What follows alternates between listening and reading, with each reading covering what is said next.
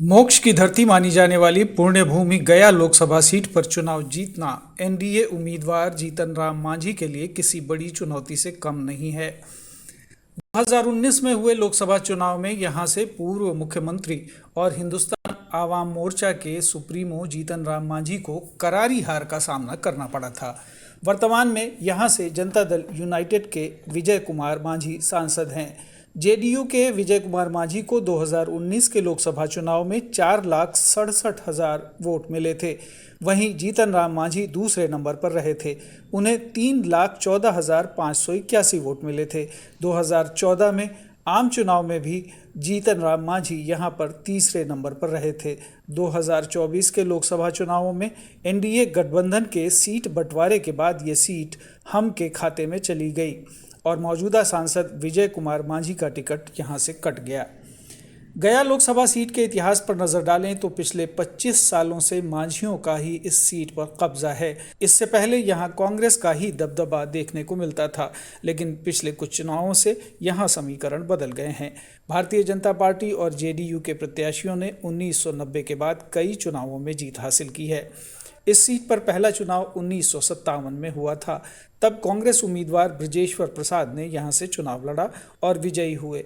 बृजेश्वर प्रसाद ने 1962 का चुनाव भी जीता था। इसके बाद कांग्रेस के ही रामधनी दास ने 1967 का चुनाव जीता।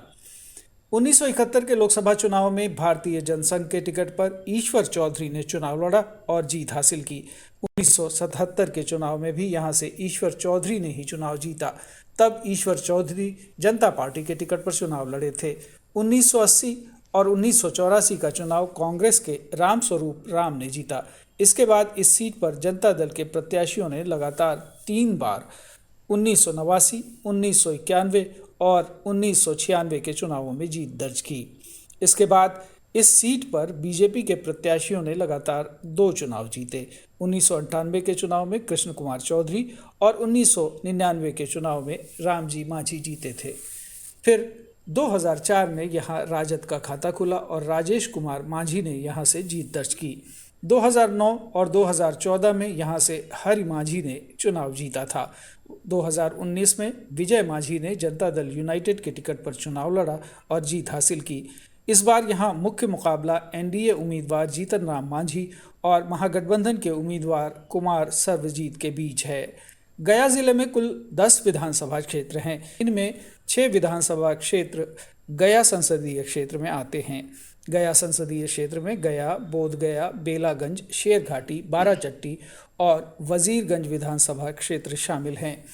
2020 में हुए विधानसभा चुनाव में इनमें से 3 पर राजद ने जीत दर्ज की थी, जबकि 2 पर बीजेपी और 1 पर हम के प्रत्याशी जीते थे।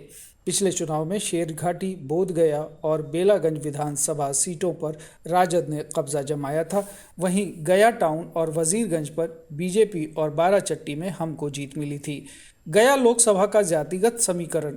गया लोकसभा सीट में माझी जाति की संख्या 2.5 लाख से अधिक है। गया लोकसभा सीट भले ही लंबे समय से एससी के लिए आरक्षित है, लेकिन पिछड़ा, अति पिछड़ा और अगड़ी जातियों के वोटर्स भी यहाँ चुनाव के परिणाम में अहम भूमिका निभाते हैं।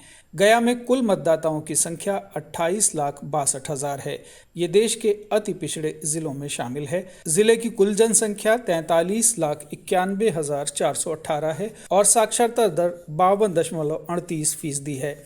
ऐसे में देखने वाली बात होगी कि गया की जनता एक बार फिर किसी मांझी पर भरोसा करती है या राजद उम्मीदवार कुमार सर्वजीत को जिताती है। ब्यूरो रिपोर्ट, दूरदर्शन समाचार, पटना।